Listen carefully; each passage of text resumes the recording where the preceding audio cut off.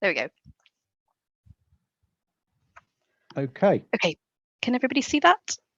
Yes. Yes. Yep, fantastic. Okay, so I guess just to say thank you very much, first of all, for having us along tonight. So really honoured to be asked to come and speak to your group. So just to give a couple of introductions, my name's Leila Thornton. I work for Natural Resources Wales. So my role with Natural Resources Wales focuses on sort of coordination of our work around the South West Area Statement. But I'm also one of the Floodplain Meadows Partnership sort of most recent recruits as a Floodplain Meadows ambassador. So that's the role that I'm speaking to you in this evening. And I'm just coming up to the end of my sort of 3-year training with the Floodplain Meadows Partnership. So really just starting to kind of dip my toe into looking at how I can use that role to disseminate information and support sort of restoration projects across Southwest Wales. Caroline, do you want to say a bit as an introduction before I kick off? Yeah, sure. So I'm Caroline. I work for the Floodplain Meadows Partnership. I sort of came to it through the same method as Leila. So I started on their ambassadors training program back in 2015, I believe. So I'm the voluntary ambassador for South East Wales. So I've been sort of knocking around helping do surveys and supporting restoration projects in that part of Wales for a bit. COVID obviously has got in the way in the last couple of years, but as of January I'm actually working officially for the Floodplain Meadows Partnership on a big Green Recovery Challenge project in the Severn and Avon Vales. So I'm actually now directly employed by them alongside my ambassador role. So yeah, that's me. I'm mostly background's mostly in habitat survey, about 15 years worth of that, mostly grasslands, but a bit of upland stuff as well. And yeah, so that's me. Thanks, Caroline. Okay, I'll dive in.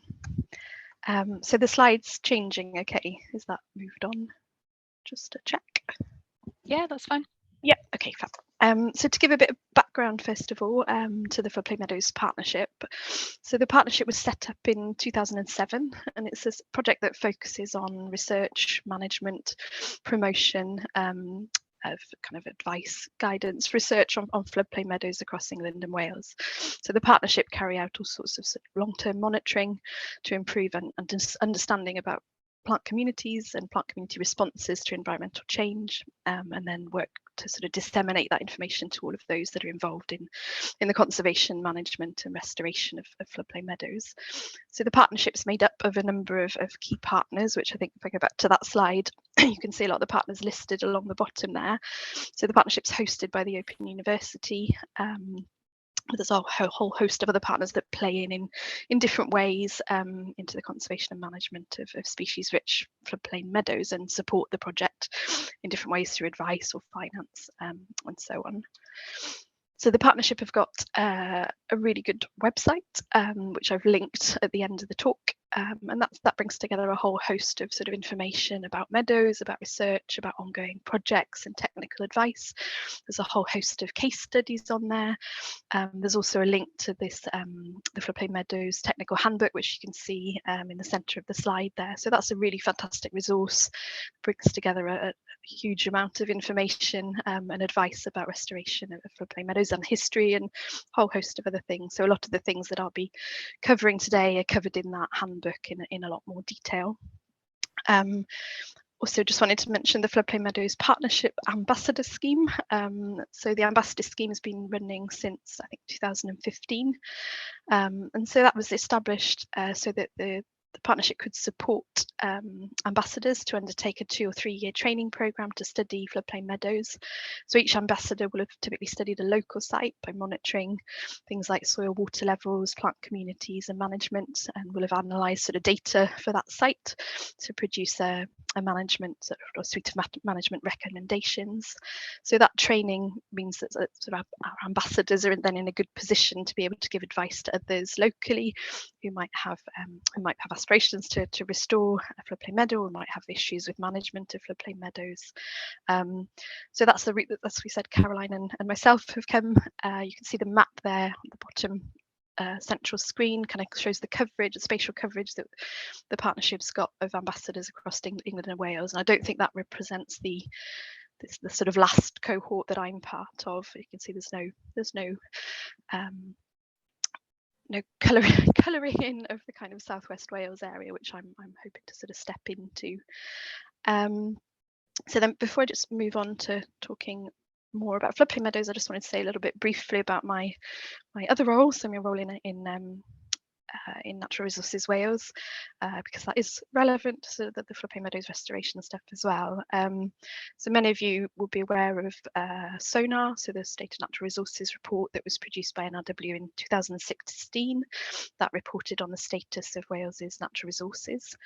And that informed Welsh Government's National Natural Resources Policy, which set out the priorities for sustainable management of natural resources at a national level. And area statements are then our sort of local vehicle through which we look to take forward some of the priorities and opportunities for SMNR, but with a kind of local flavour. So we've got 6 area statements across Wales, or 6 terrestrial area statements, 1 marine, and our southwest area statement covers the counties of Pembrokeshire, Carmarthenshire, Neath Talbot and Swansea. And so we've got a number of themes that the area statement focuses on, which are sort of reflective of the nature of the place. And in Southwest, those are reducing health inequalities, ensuring sustainable land management, reversing the decline of and enhancing biodiversity. And then we've got a cross-cutting theme dealing with mitigating and adapting to a changing climate. And I mention this because across all of those themes, there's a lot of focus on building resilience within ecosystems, on the role of restoring natural processes to assist nature recovery, and on the role of nature-based solutions in mitigating and adapting to climate change. So you can see where floodplain meadow restoration sits kind of comfortably within some of the priorities that we're looking to take forward through the area statement work. And also to mention the SONAR, which I mentioned, our 2016 report was refreshed in 2020, and out of that we're seeing a lot of focus on river restoration, priorities for reconnecting floodplains, restoring natural processes. So again, the associated restoration of floodplain meadow habitats can provide that sort of fantastic opportunity for added value and for delivery of multiple benefits around sort of flood storage, sediment management, carbon storage, pollinator benefits, a whole host of things. So I just wanted to touch on the area statement to show the kind of links, I guess, between the work I'm doing with NRW and my role as a floodplain meadow ambassador. So I'll move on to talking about floodplains, floodplain meadows now. So this was really just what we're looking to cover tonight. So I wanted to talk a little bit about what is a floodplain meadow, touch briefly on sort of the history and changing value of floodplain meadows, and then look at a bit more detail at the value and some of the benefits of floodplain meadows today. And then I wanted to move on to a bit more kind of technical, look at the key considerations that we might want to look at if considering sites for restoration, some of the sort of biophysical characteristics that we need to think about in the context of restoration. And then Caroline's going to talk about a project that she's been involved in which is, understanding those biophysical characteristics, or the biophysical requirements for floodplain restoration. We can look at those at a sort of landscape scale, and Caroline's project focuses on the modelling and mapping approach to highlighting opportunities for floodplain meadow restoration. And then at the end, I just want to come back to talk about the site that I've been monitoring as part of my ambassador training, which is a floodplain meadow site in Resolven in the Neath Valley, and just talk a bit about the kind of more detailed site-based assessment that I've been doing, and how that kind of comes together in terms of understanding a site and starting to understand management recommendations and that sort of thing. And then finally at the end, just to come back to highlight some of the kind of resources that are out there, the support from the Floodplain Meadows Partnership for those that are managing floodplain meadows and looking potentially to restore sites. So I'll dive in. So what are floodplain meadows? So floodplain meadows are essentially an agricultural crop where the grasses and flowers are allowed to grow through the spring and summer, and then they're cut to provide a hay crop. So before we had introduction of artificial fertilizers, floodplain meadows would have been one of the most sought after of all agricultural systems. Going back to the time of the Domesday Book, they were one of the most valuable of lands, and that was because of the natural fertility that was provided by the silts deposited through kind of regular flooding from the river. And with the high diversity of grasses and flowers that we get on those sites, it made for good quality hay, which was essential for feeding livestock sort of through the winter months. And then because of the natural productivity of those meadows, once the hay was cut, the grass would carry on growing. And so there would be opportunities either for a second cut or for aftermath grazing of those sites. So providing a good source of food for livestock in the lead up to winter. So in terms of the history, we know that many floodplain meadows are very ancient. We've got archaeological evidence that points to pastoral systems being in place on the Oxford Meadows, for example, as far back as the Bronze Age. By the time of Roman occupation, we've got evidence of floodplain grasslands being cut for hay. And then we've got archive research that suggests, between around 1,000 years ago up until very recently, floodplain meadows would have been the main floodplain land use in many catchments. And meadows were often managed communally, so that everyone had a strip or a dole of hay. And strips were often marked out using marker stones, so that's one example shown on the right down there. And often meadows, the strips were alternated in different years to make sure that everyone got equal shares in the good and poorer areas of a meadow. And that sort of pattern of management is referred to as a llama system. So that would have been because grazing animals wouldn't have been allowed back on the meadows until after Lammas Day, which is now the 1st of August. So having looked at, I guess, the extensive coverage of sort of floodplain meadow systems historically, it's interesting to sort of see how that's changed in current day. So I think across England and Wales, we've got floodplains naturally covering around 1.6 million hectares. But in current times, over 40% of those floodplains are no longer connected to river systems. And we can look at the sort of land uses within the floodplain in current times. So the table here is an amalgamation of data from a paper. I can't see it.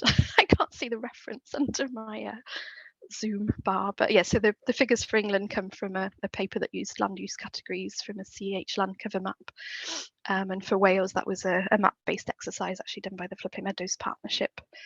So we can see that across England and Wales as a whole, we've got intensive agricultural sort of land use covering nearly 70% of English and Welsh floodplains, and that compares to just 11% for species-rich habitats, and urban areas covering sort of 9.5% there.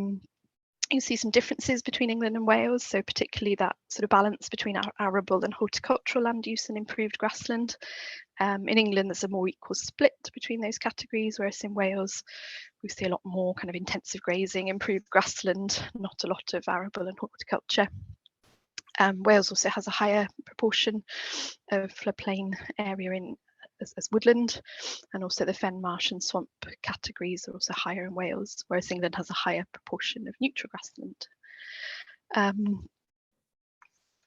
Sorry, let's just move on. So I guess as we've seen historically, floodplain meadows would have been highly valued as productive agricultural systems, with that value sort of changing following introduction of agricultural fertilizers.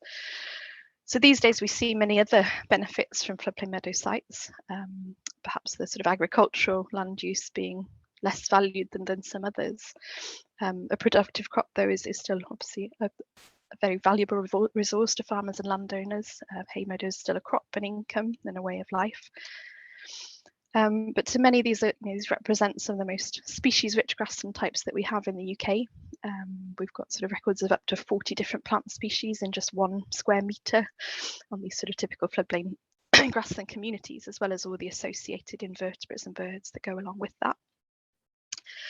To others, they're really important in terms of evidence of how we used to live, rural history, historic environment, context. And they're also sites for learning, for inspiration, for reflection, for adventure. But increasingly, I think we're starting to value these sort of floodplain meadow sites in terms of the natural capital or ecosystem services that they can offer. So their role in storing floodwater, or there's these systems that are facilitating removal of nutrients from catchments or acting as sponges for absorbing carbon. So when we talk about, natural capital and ecosystem services, you can see a genuinely sustainable and productive use of a floodplain meadow is in the context of sort of climate and nature emergencies. You know, that these are sites that can offer resilience to farmers as well as delivering on multiple public goods.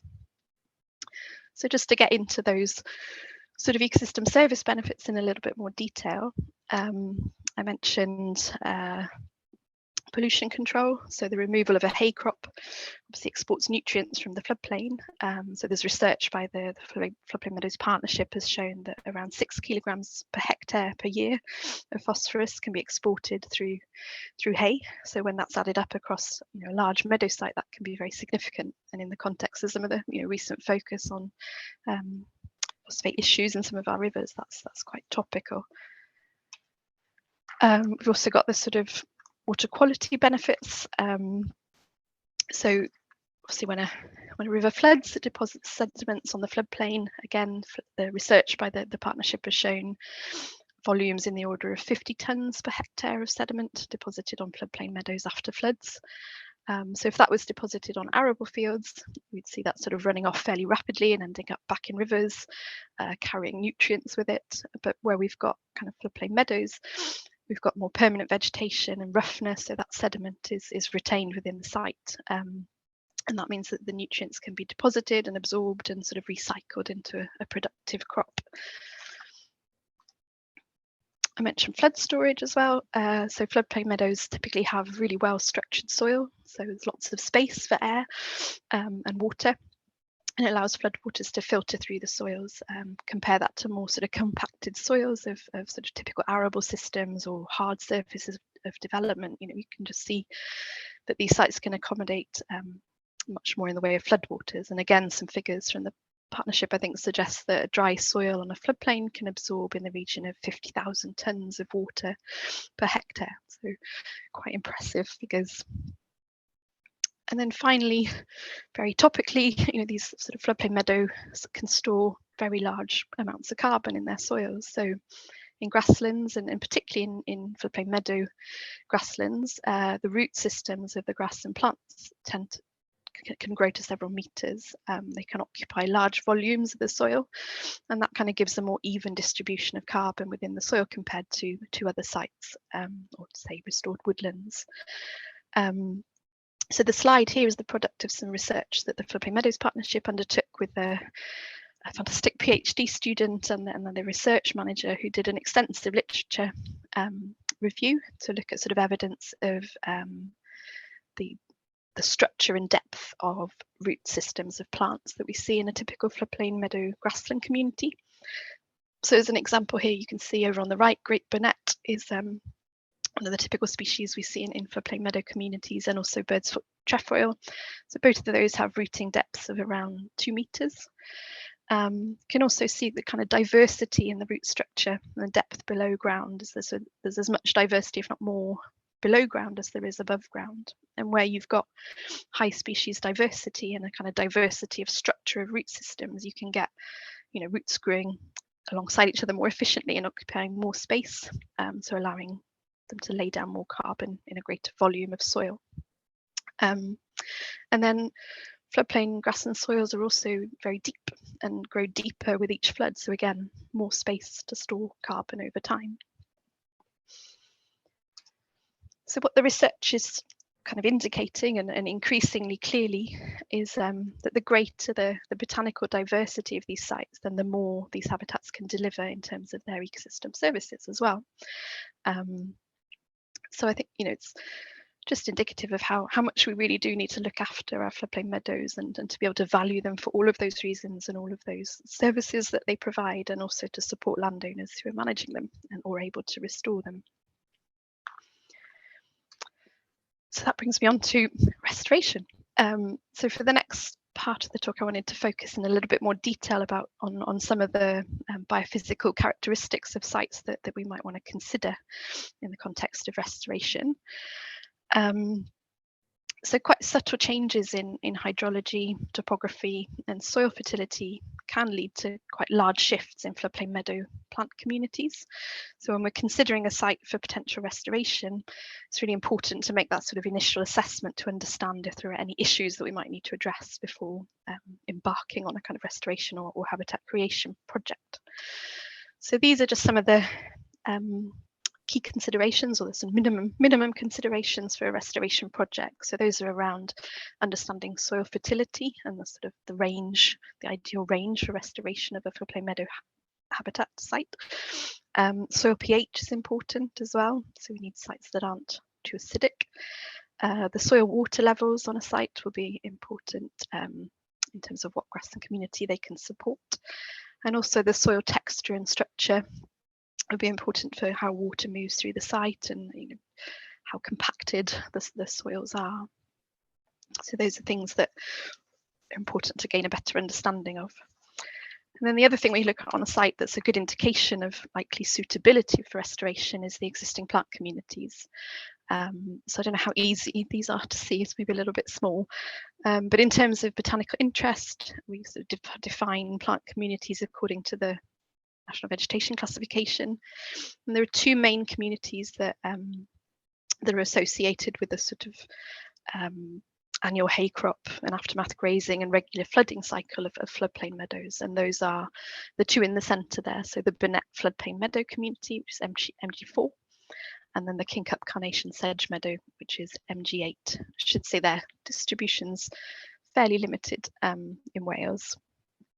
And then over to the left, you've got the sort of MG5 community, which is at the drier end of the spectrum. Again, a meadow system, but more sort of drier conditions. And then over on the right, you've got examples of species that are more indicative of prolonged waterlogging on a site. So the presence on a site of even one or two of these kind of indicator species of floodplain meadow grassland communities can suggest that the site has potential. So for example, the Burnett Floodplain Meadow Community, MG4, is tolerant of kind of shorter periods of flooding, generally found on well-drained alluvial soils. And if the site has several of those characteristic species, then it suggests that the soil and water are likely to be appropriate for restoration. If you've got a site that supports plants that are more tolerant of drier conditions, then it may be more favourable to kind of restore to an MG5 sort of community. And then sites that have got constantly moist soils, perhaps heading towards more of an MG8 community. But if we've got indicators, so some of the species listed on the right there, the species that are indicative of more prolonged waterlogging, then that can indicate that we've got drainage issues, and that there might be drainage issues that need to be addressed before we can attempt any sort of restoration. So typically, if you've got a site where soil fertility, soil water and soil structure are all within sort of ranges for species-rich floodplain meadow, then we can focus restoration on getting the management right. So either introducing an annual hay cut, or sometimes green hay or seed, getting the grazing regime sort of right. But if not, if those characteristics are not within suitable ranges, then we might need to consider other interventions, either to reduce soil fertility or change water levels before restoration can be sort of considered.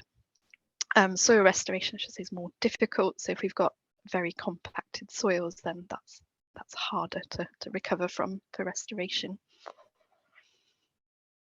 So I'll go into some of those biophysical characteristics in a little bit more detail. So soil fertility. So floodplain meadows need soils that have moderate levels of soil nutrients, particularly phosphorus.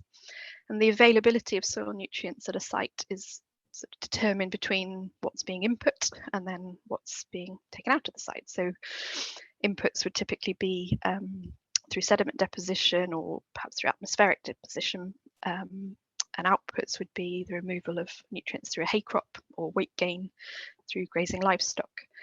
So on a floodplain meadow, your largest natural input of nutrients is typically going to be from sediments deposited during a flood event.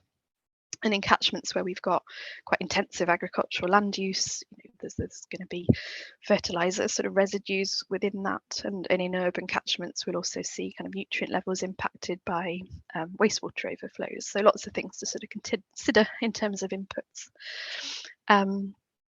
Measurement of soil fertility can be made just through analysis of soil samples, or in some cases we've used sediments to trap sediments that are deposited during a flood to get an indication of sort of soil phosphorus levels. So if we've got soil phosphorus that's too high, then that needs to be reduced before restoration is attempted, and typically that can be achieved through more intensive vegetation management, like hay cropping over a number of years. Although if we've got very high values, then that site might not be suitable for restoration, or we might be looking at more kind of intensive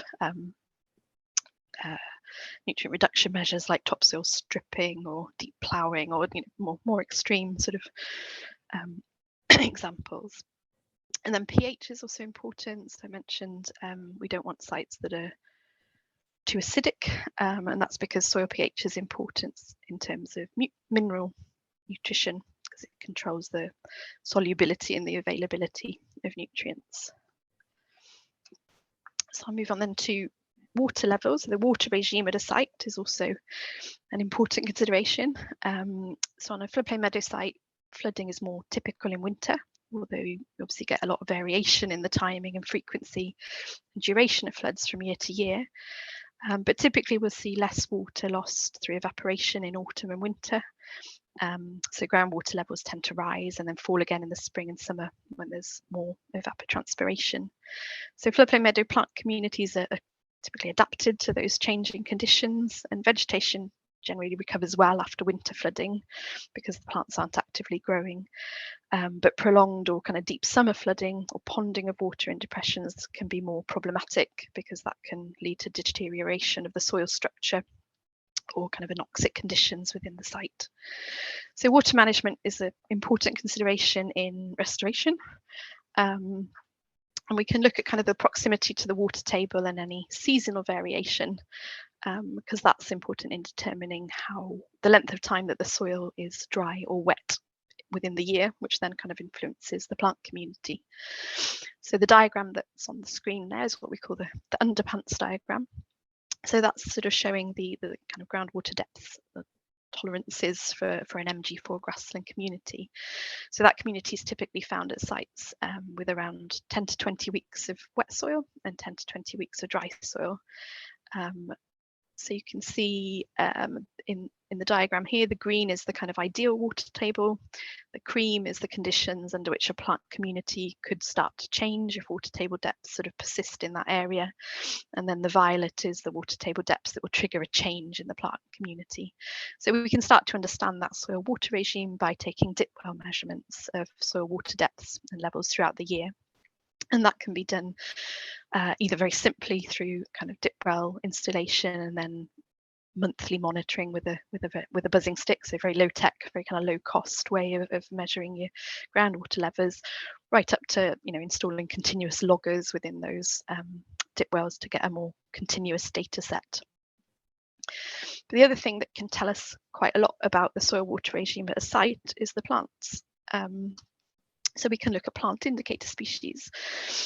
So individual plant species will have different tolerances to waterlogging and soil drying.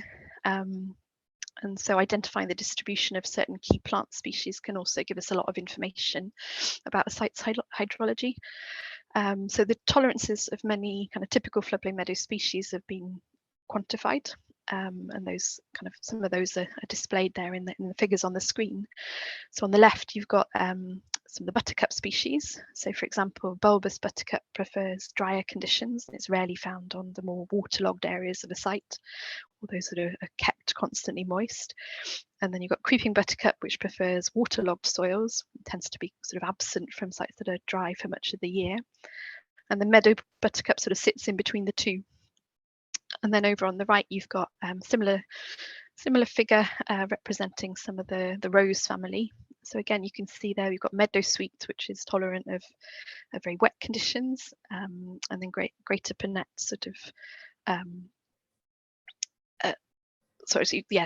meadow sweet tolerates wetter conditions than greater Pinette, but silverweed will tolerate much more sort of waterlogged conditions than either of those. So by looking at the distribution of some of those species across the site can tell us a lot about the soil water regime. And then finally, I'll just say a little bit about soils. So soil texture and soil structure both influence water retention and drainage on a site. So it's important to gather information on soils before we can kind of consider whether restoration's appropriate.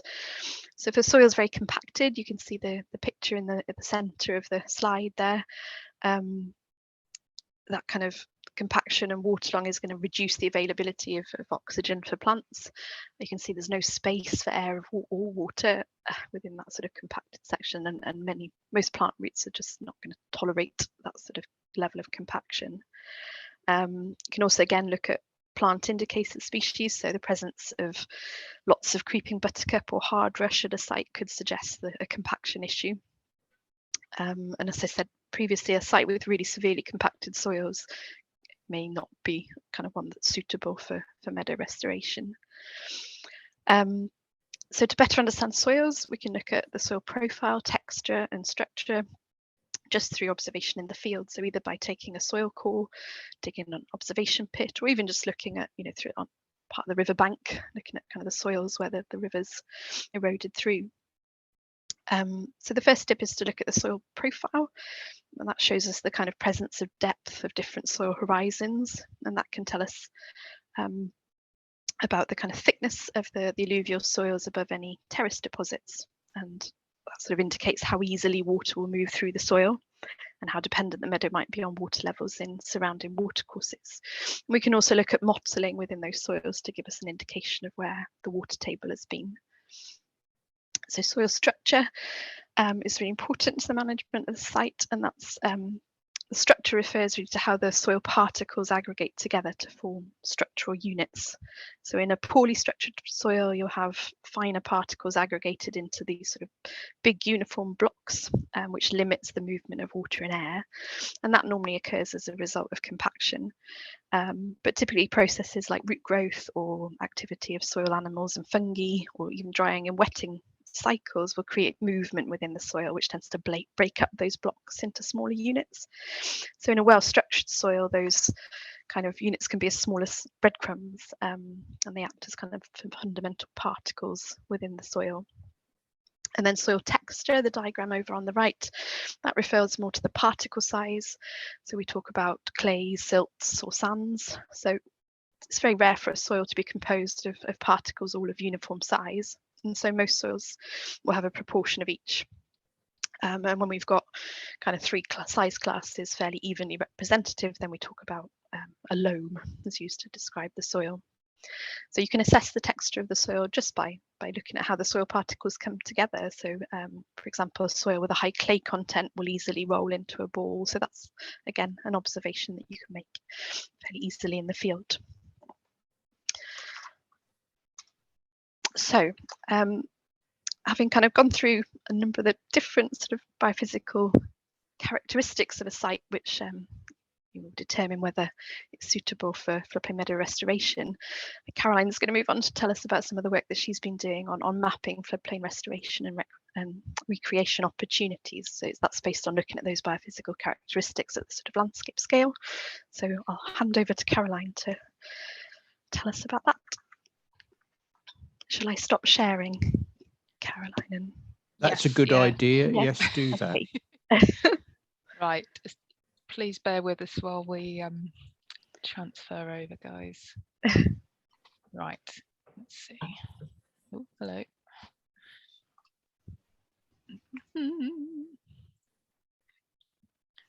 Have I stopped sharing? I think so. What I'm not sure is when I go to slideshow. That's yours, Caroline. Yes. Is it showing my full slide? Yes, that's fine.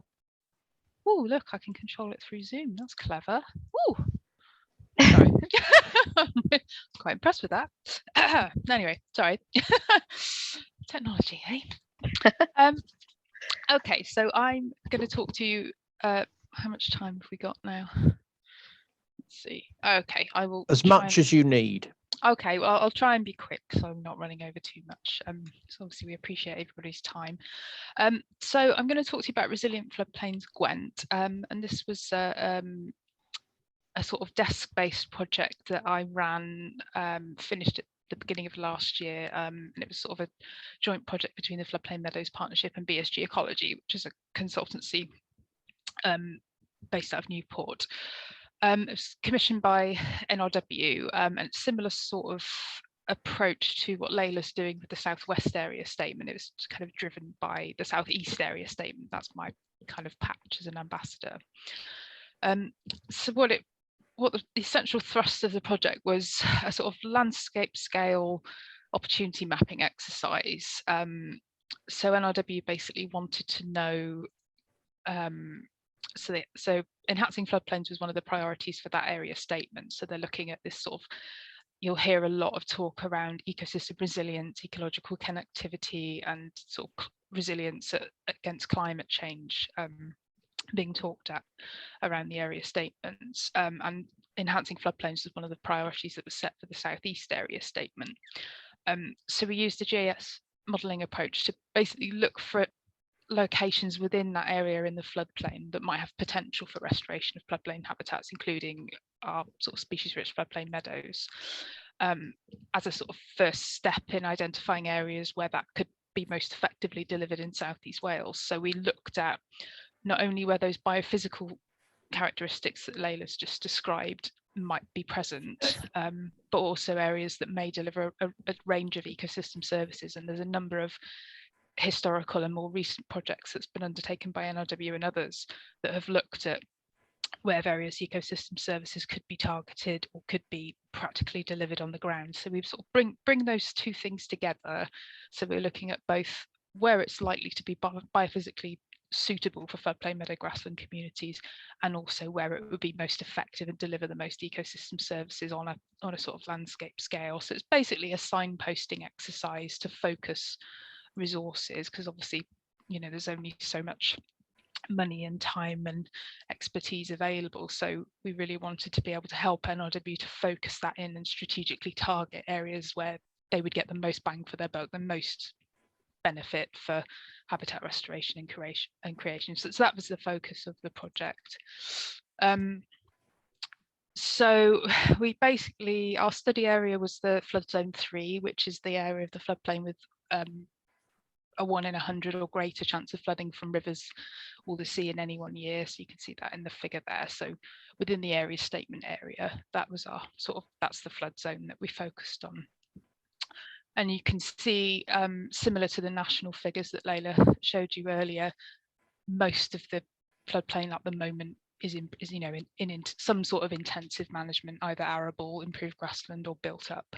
And you can see semi-improved neutral grassland is sort of way down the list there, 217. So there's lots of scope for intervention. Essentially, most of the land, you know, the most ubiquitous land use is highly intensively managed improved grassland at the moment, which I'm sure won't come as a surprise to most of you.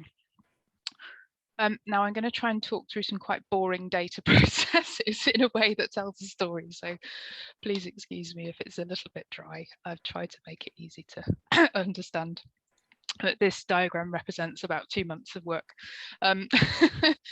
So essentially, if you look to the left there, what we wanted to do was take a series of existing data sets that basically identify those biophysical factors. So we know for each of the floodplain grassland communities, and for this project we took a focus on the 3 unimproved neutral grassland communities that come under the priority habitat, section 7 priority habitat in Wales. So that's the MG5, so that's your sort of classic dry hay meadow community, crested dog's-tail and knapweed. MG4, which is very restricted in Wales, but that's your meadow foxtail, great burnet grassland community, and MG8, which is your kingcup meadow. So those are the 3 MVC communities that we focused on for this project. There are obviously neutral grassland is a very broad category, and there are some very nice examples of, for example, MG6 can be very nice in approaching MG5, but for this project we've just focused on those sort of priority habitats for now. It could be extended, but there's only so much time and money available for these things, so we've gone for the top end of sort of so essentially what we wanted to do was, within those biophysical factors for each of those MVC communities, we looked for where there were existing data sets that might tell us where spatially those conditions existed. And then we used a process called overlay analysis, where we took various data sets and we fed them into the computer, and the computer can then tell us where those conditions overlap, essentially. So you're saying, okay, where do I have a specific pH? Where do I have a specific soil water regime? Where do I have a specific existing habitat? Factors like that. And where do they all occur at the same time? And those are the places where you're most likely to get suitable conditions for restoration or creation of those grassland types. Obviously, not everywhere that has those biophysical factors might be suitable for that. So we also sort of thought about what constraints might be. So we used, for example, some of the data sets were relatively old, and NRW got a very useful phase 1 habitat survey data set that covers the whole of Wales, which is great because England doesn't have that, so yay Wales, well done. But it's getting a bit old now, and there are some areas obviously that have been developed or changed since it was done. So we made sure to sort of do a visual check of overhead photography and pick out any areas that were developed, because obviously you're not going to knock someone's house down to build a meadow. And also other habitats that have existing value that aren't meadows, obviously they need, they've got their own value, and you wouldn't be doing something like removing a woodland to create a meadow. So we collated constraints of that nature, extracted that from the areas that were potentially biophysically suitable, and that left us as what we've called an opportunity space. So an area that's got the right biophysical factors and isn't otherwise constrained. There we go. Now I'm not sure if this one is, can somebody tell me how much of this diagram can you see? Can you see 4 rows or more? Yes, more. I can see. Okay, fab. Yes. No, it's good. I've done a natty animation, but I wasn't sure if it's going to work on Zoom. It works on Teams. Okay, so this is just a quick flowchart of the GIS model. So you can see in the second row down there, this is the factors that we sort of used. So we used existing or previous indicators of the target communities, and then for each of these, we went to see if there was an existing data set that showed us that information. If there wasn't, we looked if we could model it from a proxy. An example of that is the suitable hydrology. So for suitable hydrology, we're looking essentially for water table height, which reflects back to the underpants diagrams that Leila showed you. So each of those communities has got a hydrological niche that they sit in, so they've got a certain tolerance for the level of water throughout the year. Now, obviously, that's a seasonal thing.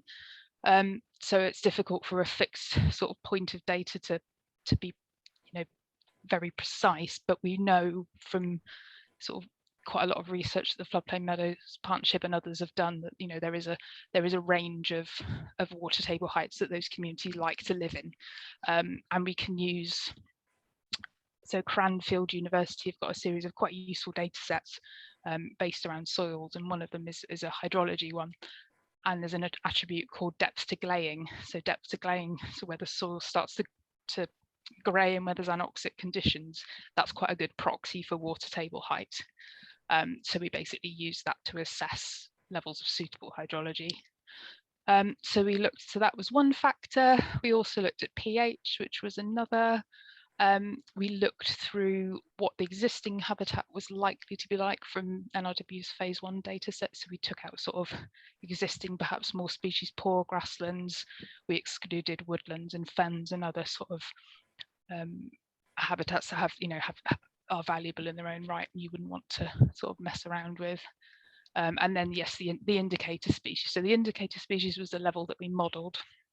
So we used BSBI species data, which they very, very kindly provided us with. So it's lots and lots and lots of records collected by volunteers. So we looked at how many of the sort of indicator species for each of the communities had been recorded in those areas, and the more of those that had been recorded, the sort of higher the likely potential for restoration, like that community may have existed previously, or those species are around in the sort of local environment. It's relatively coarse data spatially, but it was relatively helpful, I think, for just sort of knowing what the lay of the land was in terms of species in the local area. So we collected all of these data sets and we fed them into our model, and again, where all of these sort of suitable features combined through the overlay analysis, we ran that for each of the 3 communities, MG4, MG5, MG8, remove the constraints, and that gave us our opportunity space for each of those communities. I've just talked through my nutty animation without actually using it. There we are.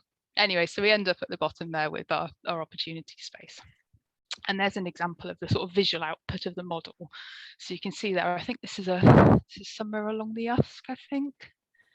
It might be able, I think might be where the glider club is actually.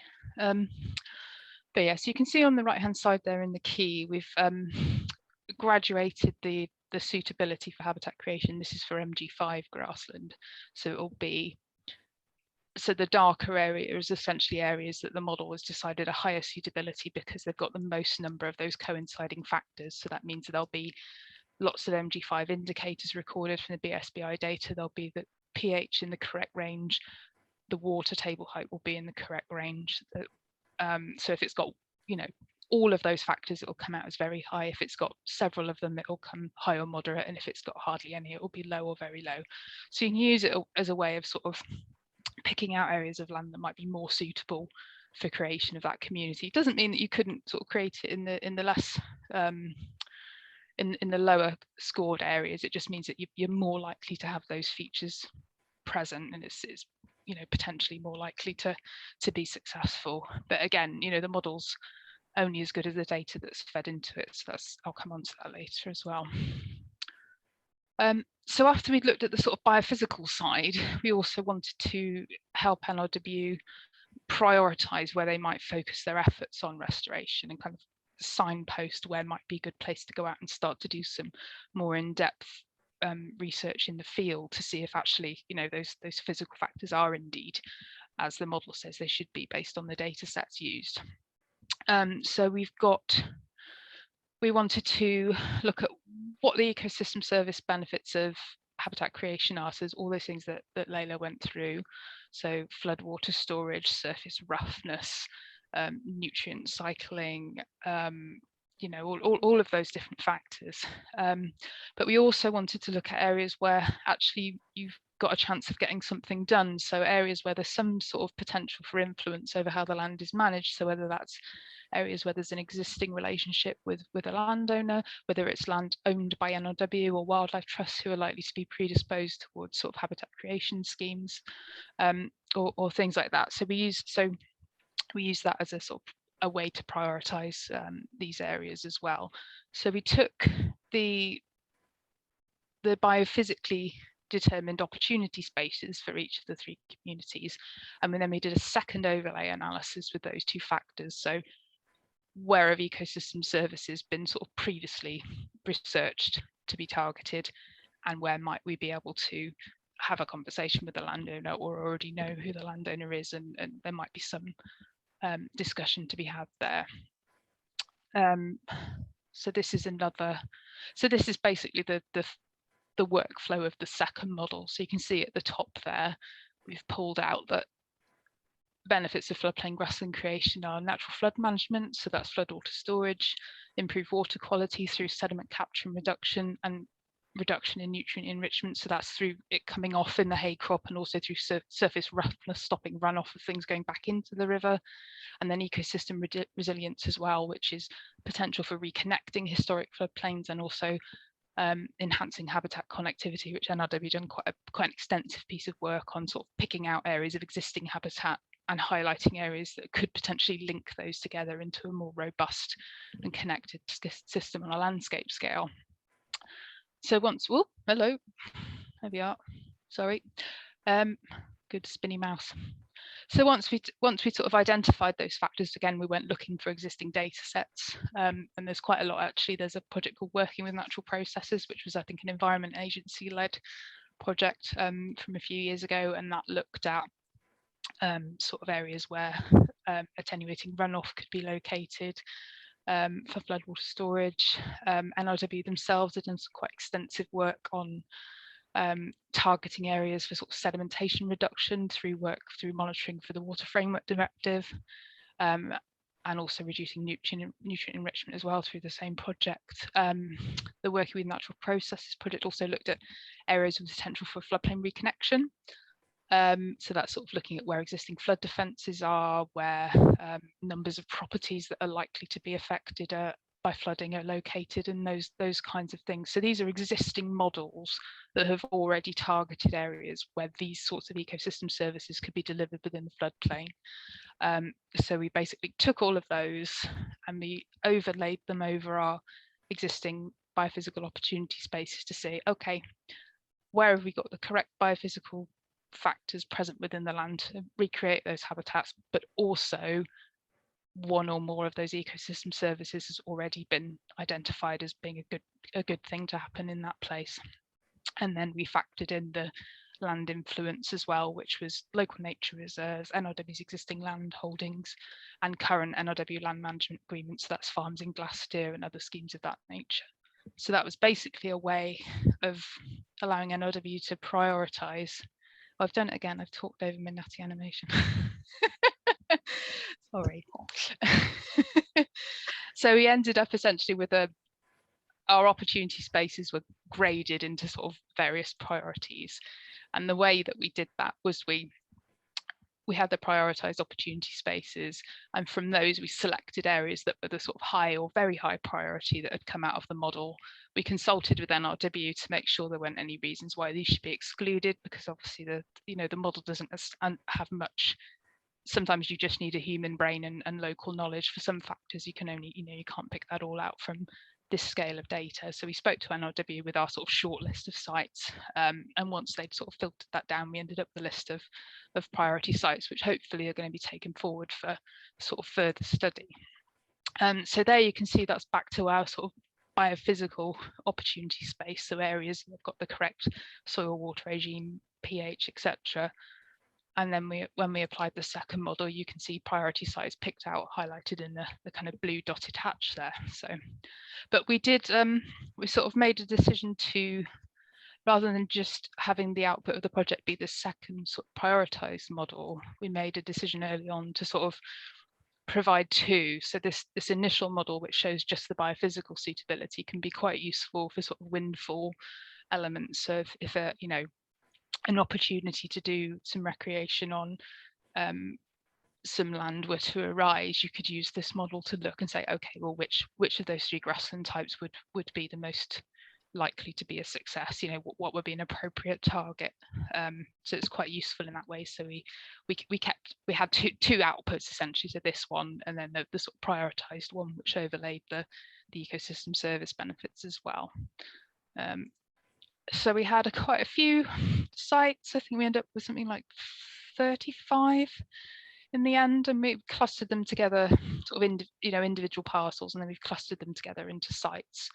And the way that they've most of them seem to be in the, came out in the US catchment, some in the Y as well. But because you've got sort of individual areas, but also sort of distinct clusters, the results kind of lend themselves to various scales of projects. So it could be, if there was some funding available for a catchment scale project on the USC, then this could be used to sort of target areas for intervention. Or if you've got sort of, a small pot of money and you just want to do a field or two, you could, one of those could be selected as well. So it's quite useful in that it can be applied on a landscape scale or actually on a site scale as well.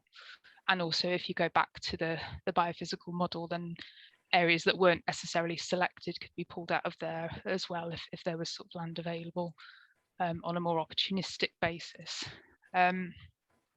So going back to our sort of baseline conditions of an awful lot of improved grassland, we identified the priority sites add up to about 400 hectares, largely located in sort of improved or some arable, but mostly improved grassland that reflects the existing conditions. And if you were to do all of that, that would be a fantastic contribution to sustainably managing natural resources in the floodplain. But even if you were to sort of chip away at it in smaller sections, it would, it'd make a good difference, because at the moment, obviously it's overwhelmingly dominated by improved grassland, which isn't delivering the level of ecosystem services that meadows can, as Leila sort of talked through earlier. So obviously the model, it's based on data, and it's based on a fairly coarse scale of data. So essentially it's a first step, it's a signposting tool to say, okay, where might we be able to focus our attention to go and look for places to do these types of restoration projects. But obviously the first step would be to sort of go and ground truth that. So do the sorts of soil tests, testing pH, looking at phosphorus levels, things that we don't, particularly phosphorus, which is key. That's something that can be very fluid, and nitrogen as well can change sort of within a matter of weeks. And phosphorus obviously depends on what's coming in via siltation, what's going out via hay crop or grazing. So that's something that needs to be done in the field. It's not something we can do with data sets. So you need to go out and do some of those things before you then sort of progress to doing any actual management or other intervention. And I think I can hand back to Leila now to talk about a specific site. Yeah, I think, shall I try and share from my end, because I think I've changed the final slide. So I'll try and share from my bear with me. I think I've stopped sharing now. Okay, let me just try and share from. Okay, is that showing up okay? Yep. Yes. Brilliant. Okay, so yeah, just finally, I just wanted to talk a little bit at the kind of site scale then, in terms of the sorts of assessments we can make in the field to help better understand those characteristics of a site and help to inform sort of ongoing management. So the site that you can see on the screen there is the floodplain meadow that I've been monitoring in Resolven in the Neath Valley as part of my floodplain ambassador training. So it was a large piece of land that was purchased by NRW, about 15 plus years ago. So it was bought, the village of Resolven is to the south over here. There's a big kind of flood alleviation scheme that protects that community. Historically, there was a flood bund that ran. Can you see my cursor when I'm doing this? Am I actually Yes. Yeah, okay. can. Historically, there was a large flood bund that ran all the way along this bank, and then when the A465 road was constructed, that that bund is sort of redundant in terms of its role in protecting the community over here. So yeah, we've had this parcel of land as NRW for a number of years. It wasn't really being managed, and I was lucky enough to sort of come into a role and was given the kind of gift of this piece of land to manage for biodiversity. So I made contact with the Floodplain Meadows Partnership, who were fantastic, sort of came out and gave me advice on the sort of the restoration potential of the site. I think initially we talked about potential to breach the existing bund, to allow the field to flood again and to create a series of sort of scrapes and an area of wetland. And it wasn't until Caroline and Emma Rotherow from the Floodplain Meadows Partnership came down and we talked about the potential of the site for kind of restoration of floodplain meadow grassland communities that I realised sort of the value that the site had as a floodplain meadow. So we started monitoring the site back in 2018, I think. Started off by just putting in a series of dip wells running this way, I think. And then that was followed up that with a kind of series of quadrats that have been monitored every year, so botanical vegetation monitoring across this transect, and then a series of other vegetation quadrats to look at sort of NVC communities in different parts of the site. I've had some sort of mishaps along the way, in that I've lost these dip wells for a good period. I've got really limited data for these are manual dip wells that I installed just before COVID hit, and then I wasn't able to go out and monitor them with any kind of degree of frequency, so the data for those dip wells is not very useful. I've also got another series of dip wells across here, which I was lucky enough to get hold of some funding for continuous loggers, so those have been monitored continuously for 2 years, so I've got a really good data set for these 3 dip wells. Again, I lost them for a whole year. Eventually managed to relocate them with a strimmer and a metal detector, and they're now really well marked with some hefty fence posts. So that's one top tip if you're doing dip wells, is they are incredibly easy to lose in a floodplain meadow site. What else? So I've also done soil samples, again taken from this sort of transect across here that was sent off for analysis. Oh, sorry, so I should say, yeah, I've done some soil cores. I think the site is sort of a mixture of what was it? I'm trying to remember. Yeah, so the soil profile kind of shows fairly well structured soils, mixture of sand, silt and clay, and a good depth of kind of alluvial soils across the site. You can see this area in the centre. We've got, so the site's kind of bold. There's a lower lying central area, and then it grades up to the old flood bund up here. This area is very wet, kind of rush dominated, quite compacted in places, and we have tried putting some shallow grips in across this site to try and improve drainage, but with sort of fairly limited success.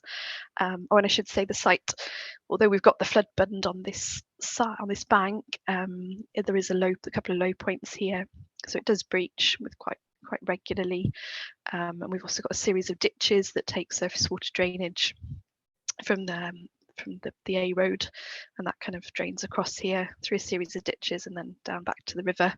So in high flood events, those ditches actually back up, and we do get flooding out of this end of the ditch. So the site does frequently flood, but does drain quite rapidly. What else? Yeah, so we've taken soil samples. We've been able to measure soil phosphorus. So it's the results we're seeing are on the high side of what we'd like for a restoration site, but not too high. And hopefully for this site, management has been quite intermittent. We have had some grazing on the site, and we've managed to take a hay cut in, I think, 2 years since 2018, but it's been sort of patchy in terms of management. So I think there is scope to bring that kind of phosphorus value down with more regular hay cuts. The pH is good, sort of good neutral pH, and we've also got a number of sort of plants that are indicative of possible MG4 community, particularly on these sort of drier areas around the margins of the site. So things like greater bonnet, meadow foxtail, common knapweed and meadowsweet are sort of recorded there. And then from my dip well data, so from the 3 that have got continuous loggers in, when I was eventually able to relocate them, I could download my 2 years of data. So I was able to use that to look at, so I mentioned the kind of soil hydrology requirements of different floodplain meadow communities. So with the dip well data, we're able to plot weeks of wet soil versus weeks of dry soil for each of those dip well locations. So the one in the top left here is dip well 2, I think, which is kind of down at this really wet end of the site, and it's a bit hard to see, but you can see my figure is coming out with, you know, many more wet weeks than dry weeks, so that puts it sort of firmly into the kind of swamp community domain.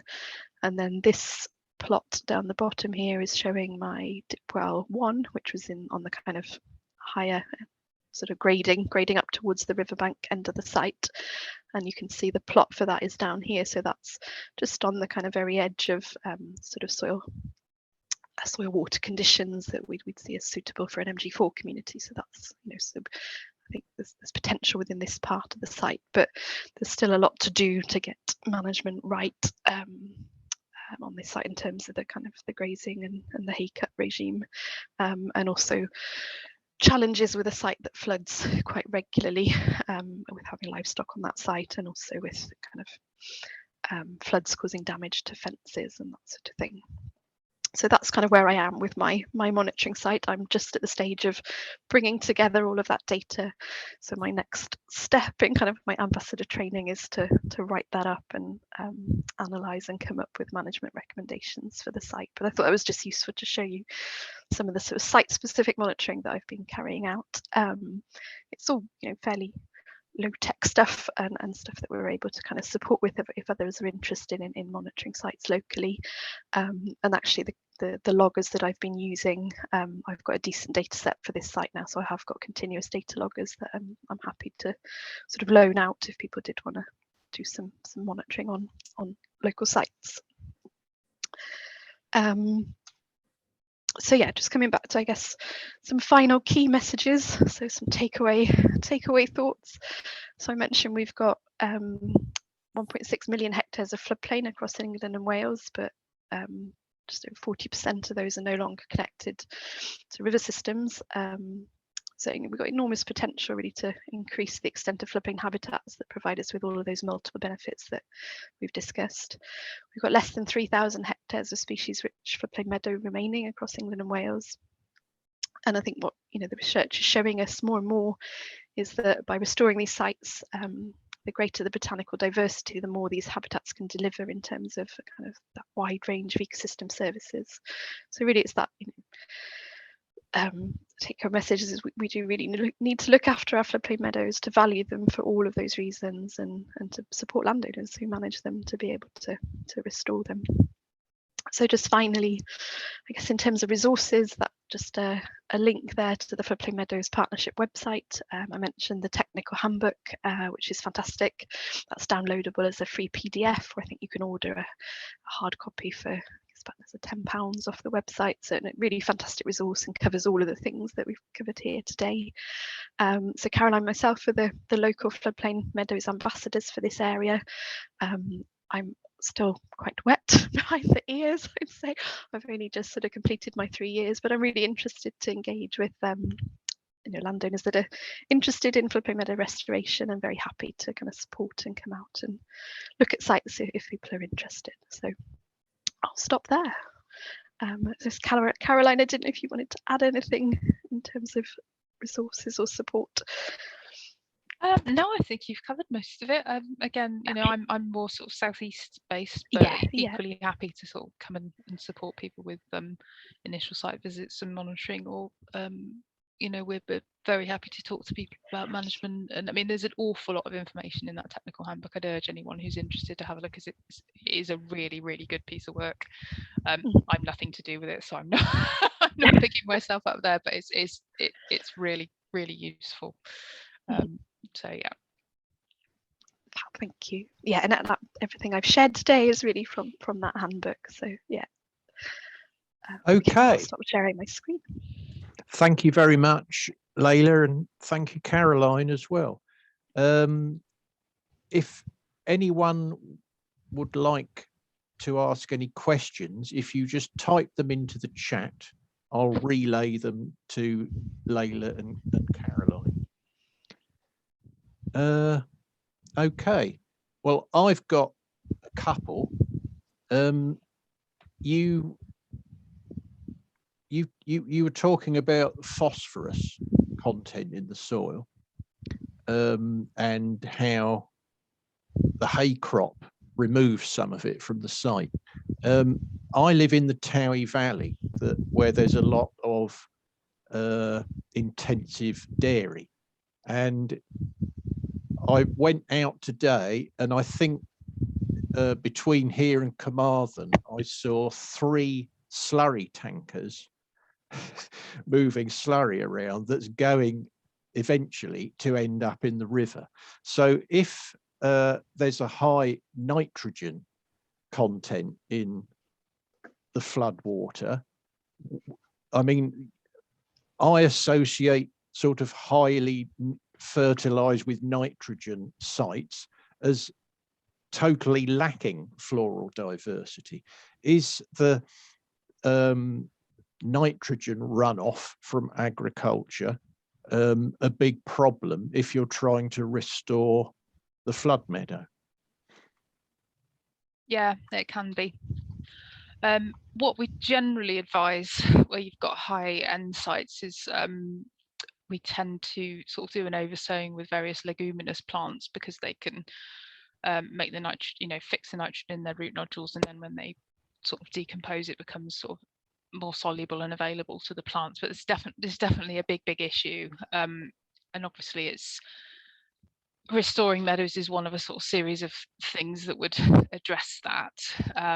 but it's not sort of solving the, it might be taking some back out along with the phosphorus in the hay crop, but it's not solving the root of the problem. There's similar issues on the Wye with intensive sort of poultry farming, as I'm sure everyone's aware, which has sort of similar issues with ammonia and things that go into the river and end up on the floodplain. But essentially, as much as can be, with livestock grazing, generally what's taken, what's eaten is redeposited through sort of dunging and urine, and that ends up back on the field. So essentially the benefit of the hay crop is you're taking that out of the system. It's where you've got super high levels, it's it's not likely to solve the problem, but it's certainly part of the toolbox of kind of managing that nutrient cycle. But it does need to be controlled at source as well, and that's one of the things is we use the sediments for, is to see what's coming in the flood sediments, because obviously nitrogen can vary really quickly. It can sort of change sort of within weeks depending on the sort of temperature and stuff, because that affects how plants are decomposing and how much is, because you've got your total nitrogen pool and then you've got the available nitrogen pool, which is what's soluble and available to plants to sort of uptake through their roots and use for growth.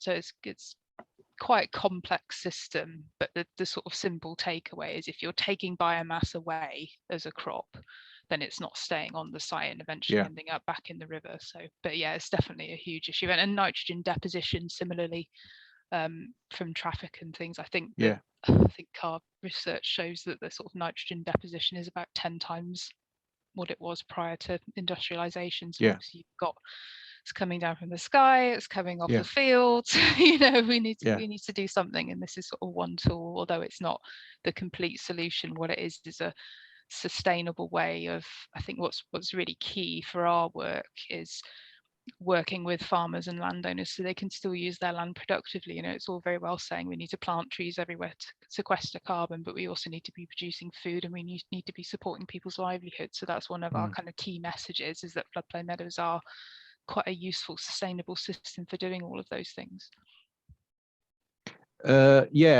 Your table of land use in the areas you were looking at, such a large proportion of it is improved grassland. And you were looking at opportunities in that, the physical characteristics make this good for restoration, but other factors might not. But I was thinking post-Brexit, the farm subsidy system is going to change. We don't really know what is going to happen in the long term, but how you do that calculation might completely change according to what the government wants farmers to do. If it wants them to produce biodiversity, they might be much keener to, restore to a species rich piece of grassland compared to their silage field than they are now. So that could well change, couldn't it? Yeah, and I think as well, the model is, we've used sort of existing data sets, but the way that it works, you could rerun it depending on what your priorities are, or what even on a site level or on a landscape scale. You could say, well, it is more important to me to, you could, for each of those data sets, we've overlaid them and we've not really applied any weighting to any of those factors. We've just said, stacked it up. So if 4 of these factors coexist, it scores 4. If 5, it scores 5. If you wanted to put a particular priority on a particular factor, you could rerun the model and weight those factors depending on what the priorities are. So it's quite a flexible tool. But certainly. And also I think there's in England, I'm working over in England at the moment, so I'm not really involved in sort of Welsh environmental stewardship schemes at the moment, but I know there's a lot of talk around elms post-Brexit, and we're pushing quite hard to get floodplain meadows included as an option in those schemes, because they are a good option for delivering multiple benefits, both for the landowner and for wider public goods. Leila might have more to say on the Welsh context. Well, we've got the sustainable farming scheme, which is in development in Wales, I think due to come in 2025, which again, I'm not particularly close to kind of the options that are being developed there, but certainly yes, I would imagine that that's mirroring some of the English kind of elms approach. Okay, there's a question from Karen in the chat saying, where does the phosphorus come from? So, you know, the phosphorus that's being deposited, what is the origin of it? Where's it coming from? Most of it from soil erosion, I think, the height about 80% or something like that, and then other sort of various sources of runoff, agricultural, vegetation decomposition, things like that. But you'll find that the water quality of the river isn't necessarily connected to the levels of nutrients that get deposited on the meadows after a flood, because it tends to be in the, so water will come, you know, come down during a flood event or during high rainfall. It will dissolve soil particles into a fine silt that will then sit on the riverbed with all those nutrients in it, where the water might be relatively clean flowing over the top, and then you have a flood event and it sort of resuspends all that and it goes boom onto the meadow when the river sort of overtops. So it's not necessarily, even though you have a clean sort of fairly clean river, you might have quite a lot of nutrients in it sort of held in those sediments in the bottom, but the main source is soil erosion. Okay, thank you. Question from Helen. Are there opportunities taken to survey for pre-existing features associated with historic landscape management? Do you run checks with local HER, Glamorgan, Gwent, along with other restoration considerations? I'm not sure what HER is. Historic environment record. All right. I think. Okay. Historic environment record. Yeah. Yeah. Yeah. I didn't go into it in my talk because I was worried about taking too long, but we also produced what we call a sensitivities layer. So we took factors like ancient monuments, various sort of archaeological records, and also things like common land, things where that, you know, so if you've got historic considerations, you might, and you're thinking, oh, maybe we'll do some soil inversion on an arable and make a meadow, that might not be appropriate in certain locations. So we created a sensitivities layer which can be used along with a model to kind of flag where you might need a bit more thought. And yeah, archaeology was one of those factors. But we always do, you know, we'll talk to landowners, we'll look at those kind of factors when we get out onto site as well. It's, you know, the model essentially is a signposting tool to try and sort of focus us in on areas that we can then go out and we do quite a lot of talking to landowners and managers and sort of get as much local information as we can at the site scale before anything happens generally.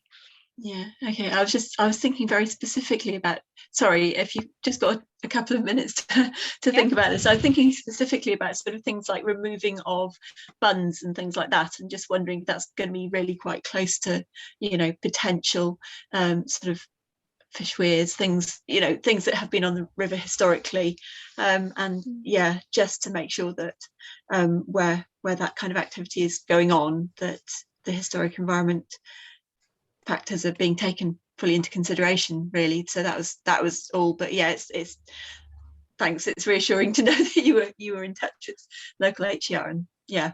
I mean, we're not normally we normally sort of act in an advisory role, so it's not often that we sort of actually go out and do physical work, but we do tend to sort of, when we make recommendations, we do sort of flag, you know, there's always multiple factors and priorities and considerations for a site. That's just one of them.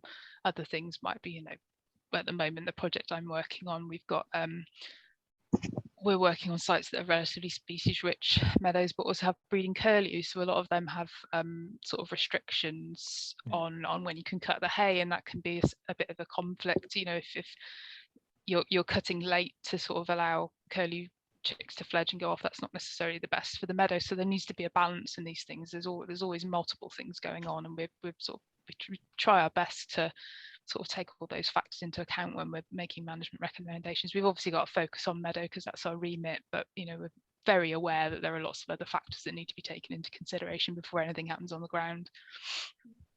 Okay. Thank you. Thanks. There's a comment here to do with the previous question from Hilary, who works at NRW. She says, yes, the intention is that the new Welsh Agri-Environment Scheme will pay landowners for a range of ecosystem services as opposed to only producing meat or crops. Good to know. Yes. Thank you, Hilary. Yeah. Glad to hear that. There's a question from Piers, and I know Piers is involved with the restoration of the Bishop's Palace in Abergwili, the land there, which includes a floodplain meadow. And he says, do we have an idea of how many floodplain meadow sites are in good heart in Wales currently in terms of hectares? I'm interested, as these would form a good base of donor sites for seeds or green hay. I don't think we do, actually. I think historically most of our work has been sort of relatively England centric, and it's probably my fault that we're now going out into Wales. But we have relatively recently had Stuart Smith, who's a grassland specialist from NRW, been invited onto our steering group, I think in the last 2 or 3 years. So he's been really helpful in sort of driving some Welsh projects. But I would really like to know that. I know there aren't very many areas of MG4 in Wales. There's a couple right up north on the border, and I think that I can't remember the name of the Triple SI now. 4 Corner Meadow, 3 Corner Meadow, up in sort of Wrexham Way, and a few along the border, along the Y. But in terms of MG5, I think that's more prevalent in Wales, and there's some sort of quite nice grassland sites around. I think I saw Richard Price on here. He might know. You there, Richard? You know? But yeah, I would really like to sort of do an inventory. Yes. Hi. Hi, good to meet you. Yeah, we've obviously got no MG4 or MG8. MG5 is very common, well, relatively common, but not that common, Richard. No, okay. Not common enough. But what I'm saying, what I was trying to emphasize is that it's compared to MG4 and 8, obviously it's common, but I can't think of any floodplain meadows which are not improved. I mean, you may know from your research, but I can't think of any at all. I know we've got my site that I monitored when I sort of started doing the ambassadors trainings up on the Y up by, do you know the old station at Tintern? Yeah. That's a sort of nice-ish MG6, which should probably be MG5, but they keep sort of chucking random numbers of sheep on it and cutting it at random times of year for dog shows and things. So it used to be nicer than it is, I'm told. Was in Carmarthenshire, West Wales. I can't think of any MG5 floodplain meadows at all. We need to fix that, I think. There's a comment again from Piers, and he says ours is a 9-acre site in Abergwili, and he thinks maybe it is MG4 based on what Leila was detailing earlier. Okay, well, I'd be really interested to come and have a look at that if you'd let us. But it has suffered a lot of improvement over the years, hasn't it? The Great Meadow, whatever it is. Oh, do you know the site? Well, I've looked at it. Yes. I'll just jump in now. It doesn't appear to have actually had direct application of fertilizers on it at any point, really. It did suffer from overgrazing for a number of years, and obviously it gets an influx, particularly of nitrogen, as Andrew pointed out. We're in the Towie Valley, so it gets a lot of nitrogen from slurry spreading on the dairy farms there. But it's it's got meadowsweet, it's got cuckoo flower, there's meadow buttercup and creeping buttercup. Great burnet? It doesn't have great burnet at the moment, but we had a donation of green hay from the Botanic Garden back in August, so we spread that over. Well, they actually spread it for us over the whole meadow, so the whole 9 acres. Now they obviously don't actually have any floodplain meadow themselves, so it's a bit of an experiment to see whether it works just from some of the wetter areas of their meadows on the nature reserve that they've got. So we're just going to sort of wait and see what happens. But that's got everything from yellow rattle to burnet and orchids and everything else in it. So we'll be interested to see what comes up this year. Yeah, definitely. Yeah. It'd be interesting to see what your sort of soils and water are doing as well, because that'll give you a steer as to what might be a good target community. I mean, I think well, don't really know. We'd sort of assume that the reason that there's not a lot of MG4 in Wales is you do need a sort of some element of calcium in the water, and a lot of the soils are sort of the circumneutral and acidic rather than slightly more calcareous as they are sort of over east, and in the sort of core of MG4 is around Oxford and the Thames catchment. Well, we do. I mean, our soil on site is more on the limey side. It does. There is there's a seam, I think, that comes down into the Towie Valley. Okay, that's interesting. Sort of calcareous soil. So can I come and play? I want to come and have a look at please the site. You're more than welcome. Yeah. Yeah, definitely. I'll my email's on the end of the Andrew, can you circulate our contact details for everyone? If if anyone wants to get in touch, I'm more than happy to sort of come and look at sites and have a chat with anyone who thinks they've got a meadow that could benefit from looking at and advice. And if you want to tag along, Richard, it'd be lovely to meet you in person. And there, as Piers said, there is a seam of limestone sort of running along South Wales. There's a Carmel is a nature reserve for the Wildlife Trust, and there's sinkholes and there's limestone, lime kilns. It was a big source for lime. Yeah, but following on that, Andrew, that wouldn't have a great deal of influence on the Towie Valley. I wouldn't have thought. That what there is along the Towie, of course, is the Silurian limestone outcrops, like Bristling Castle, for instance. So that would much more influence the floodplain, I would have thought, in Towie anyway. Yeah, I'm sure somebody showed me. I think it might be in Rivers of Wales. I'm not sure if it's still in print or not, but somebody showed me a sort of really interesting diagram in there that showed sort of general pH levels across, and there was sort of several seams of more calcareous rock and waters in that area, I think, from memory. So it might be interesting to look at a soil map and sort of have a think about where you might have those sort of slightly more I mean, you don't need to be sort of really highly calcareous, but do need a little bit of calcium, and then they're for MG4. But really, I think just when we're talking about floodplain meadows, we tend to focus on MG4 and MG8 because those are the sort of rarest and most species rich communities that we associate with it. But MG5 on a floodplain is as valuable and will have a similar sort of level of ecosystem service values. And more meadows can't be a bad thing in a lowlium desert, can it? It just can't. but historically, people might have been liming anyway. Yeah, I don't know how long that would sort of persist in the soil. Not over long term, I wouldn't have thought. But and that's not really a sort of a sustainable way to maintain it, I would have thought. But that's I'd not thought about that. But generally, it's sort of coming from geology, and that's where the source is. But I think when we sort of talking about floodplain meadows, we're talking about species-rich grasslands managed for hay on the floodplain. It doesn't specifically have to be MG4, which is why I'm managing to kind of push us into Wales a little bit and away from the Thames, because I live here and I want Wales to be more lovely than it is already. Here. I think we all agree with that. Well, I think we're sort of run out of time now, so thank you all for taking part. Thank you for everyone who attended, and thank you, Leila and Caroline, for a really interesting talk. Thank you for having us. No, thank you. I'll put we'll put something on our website with all your contact details on it. So I think we're done. Thank you both very much indeed. Thanks. All right, lovely to meet you all. Thanks very much. Thanks for having us. Yes. Bye-bye. Bye.